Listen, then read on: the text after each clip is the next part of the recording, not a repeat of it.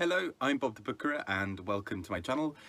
Today I really wanted to talk about books written in dialect, and this has sort of come up because I was reading a few books recently that were all written in very specific voices, and I was so interested by that I kind of started trying to think of when I've read other books that have been in dialect or in a very specific form of writing. And for the purposes of this video, I'm going to sort of define this fairly loosely in terms of my view of sort of dialect here is being a sort of a spoken form that feels so distinct and is written, and where the book is written predominantly in that. So for example, I'm not including for example, like Charles Dickens characters, where the majority of the book is written in sort of standard English, whatever that means, and you have a character coming in and sort of speaking in their accent, partly because also those books really annoy me. Like, not Charles Dickens himself, but I hate when it has to be done very carefully, essentially, is my point. Because I've definitely seen lots of books where characters come in, they're like, ooh, bagum, I am northern, but nondescript northern. I'm sort of just from here, ooh, bagum. And it's really, that was a terrible accent, but you get the point where they sort of come in, they say things that are sort of typical, and it's sort of done in a way to almost embarrass them, or it's kind of to separate them from the rest of the characters in a way that is often quite insulting. I don't think Charles Dickens often does it necessarily in an insulting way, but there are definitely, he's just an easy example, but I've definitely seen books where characters come in and they're just sort of meant to be like, I'm a bit simple, and the way that you're going to hear that I'm simple is through this accent, and that doesn't feel right. That feels quite uncomfortable for me. So for this, I'm kind of including, I realise that for some people the definition of something like Scots dialect is a tricky one, because some people see it as a dialect, some people will argue that it's a language. I'm kind of having, but I kind of see the value in both of those arguments. I'm going to sort of include it here because the books themselves refer to this as being in Scots dialect or in a local dialect, and so I'll keep it on that basis, but please don't think that I'm sort of nullifying that whole discussion. I'm deeply passionate about linguistics, and that's kind of a discussion that I am up for having, but anyway. So here are some books that I think are really well done in being written entirely in this sort of voice and this dialect, in a very specific way. The first is one that really sort of prompted me to want to do this video in the first place, and that is the brilliant Duck Feet by Ellie Percy. And I read this and just absolutely adored it, but before I started reading it, I could see it on my bookshelf and I was like, oh dear, I'm scared, because, for example, even things like, it's going to be hard for you to sort of necessarily see, but even like chapter 1 is written W-A-N, as in sort of, I'm not going to try and do the accent, but sort of one pronounced in more of a dialect. And this is sort of a dialect from sort of Renfrew and Paisley in Scotland. And I will not at any point try and do this accent because I will fail it miserably. But what is so fascinating about this book is it's written entirely in that dialect. So, sort of common words that you'd see a lot are entirely spelt consistently in that dialect. And what's really fascinating about it is for this book then, which is sort of focuses around a group of young kids kind of growing up in this area of, Renfrew and Paisley, is that it's sort of somebody compared it to sort of Adrian Mole by Sue Townsend, and I definitely see that. And I think what's so interesting, this is so readable despite not despite, but even though there is a dialect in there, which I was afraid would really make it difficult for me to read this, I ended up reading this really kind of just devouring it, partly because it's an absolutely fantastic book. It's really funny, it's really dark, it's really clever and just well observed all the way throughout, but also I think because the book is so sort of singular, as in it's so focused on that dialect, and it makes it more authentic that it is told in that dialect, and that's something that I absolutely adored about it. So I mean, I'd highly recommend this book anyway. I think if you're worried about the dialect aspect of it being off-putting, I would argue, I sort of caution you to try it at least, because I think once you kind of get a few pages in, you get the rhythm, and it's very conversational. So as a result, the sort of dialect part almost falls away. You know, you kind of just get into the rhythm. You're not being asked to sort of follow super complex sentence structures in the dialect. Instead, you're sort of listening to characters talk, and it's very organic and very natural. So I really enjoyed it for that reason. Here's another book that I read recently, Deep Wheel Orcadia, by Harry, Josephine, Giles.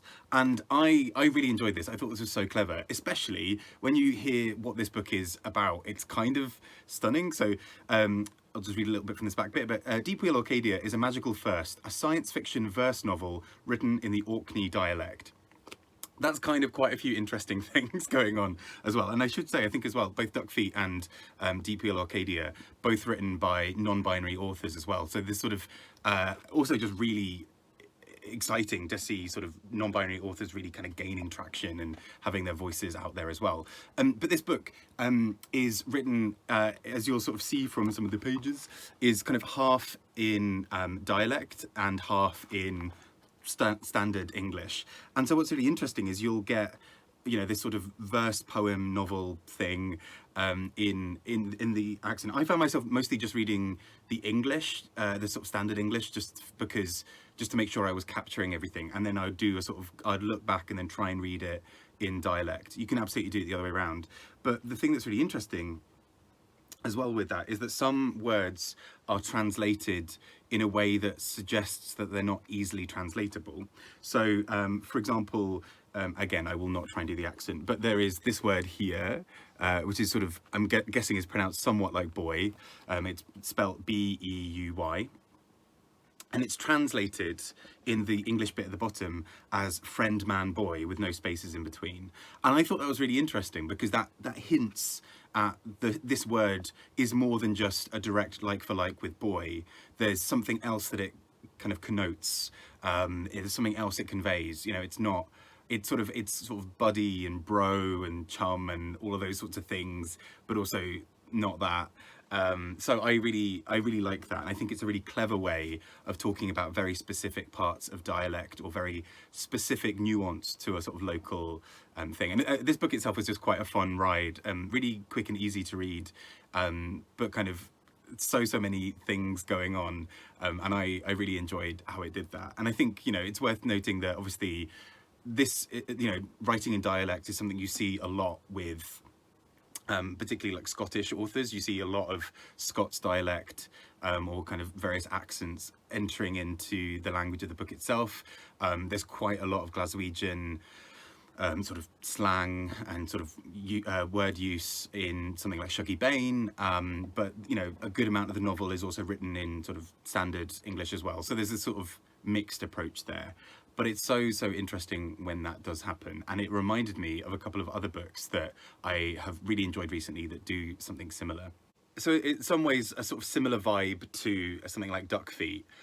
We have a book like Paris Lees's, the book by Paris Lees, What It Feels Like for a Girl. And this is written in her sort of local dialect. And it's so interesting because Paris was saying in an interview that when she wrote the book, she sort of at times was sort of thinking about stripping it back and writing it in sort of standard English, as it were, and it didn't feel right. And actually, it's a real coming of age story. It's a book where she talks about kind of finding her early identity, coming out, transitioning, going to uni. But because so much of this book is really around this working class neighborhood, it felt weird to her to not include that kind of dialect. Now, the choice that an author would then have is, do I just include snatches of conversation in dialect, or do I write the whole thing in dialect? And I kind of admire the fact that Paris Lees just went,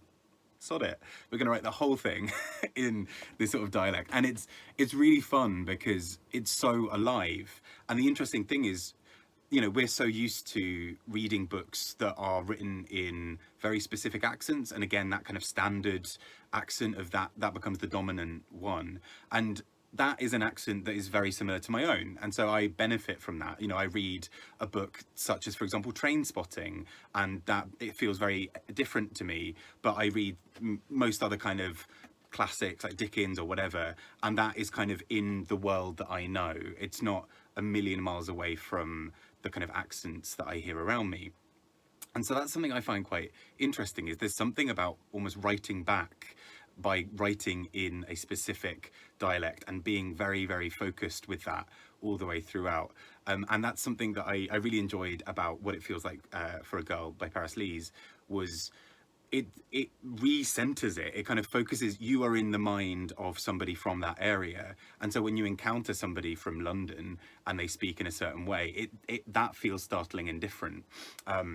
And you know, I mentioned something like Trainspotting, and part of the thinking as well in this was when I was at uni, I know that sort of a few friends of mine were in a module that involved reading Trainspotting, and somebody in the seminar said, oh, you know, like, this is impenetrable, I can't read it. And somebody, you know, said, well, actually, for somebody from that area of the country, reading Dickens or reading, you know, Jane Austen or whatever might feel quite alienating as well, because that's not the language that they hear and the ways that people speak around them. So it's so sort of specific and personal to people, that I think it's really interesting as well. Of course, this is you know, the booker is going to be involved in this in some ways because it's me and it always will be. But How Late It Was, How Late by James Kelman was a controversial winner. I've still not read it yet, but it is written in a very it is written largely in dialect as well, and so lots of people found that it was really quite a struggle, because it's sort of not in a way that they're expecting to read. And then especially for it to win a major literary prize, it's still sort of seen as a bit of a controversial winner. Some of the judges resigned in protest or made it very public that they did not want their name to be associated with this. It was one of those winners where after it won, people were like, what are you doing? What are you talking about? But actually, there's something to be said about the fact that so much of the publishing world, so much of the books that we consume are told in a very, very specific accent and dialect, and that is normally South London, sort of like, well, London, sorry, or kind of very Southern England kind of accent, or it's a very sort of standard US accent, kind of an international English almost.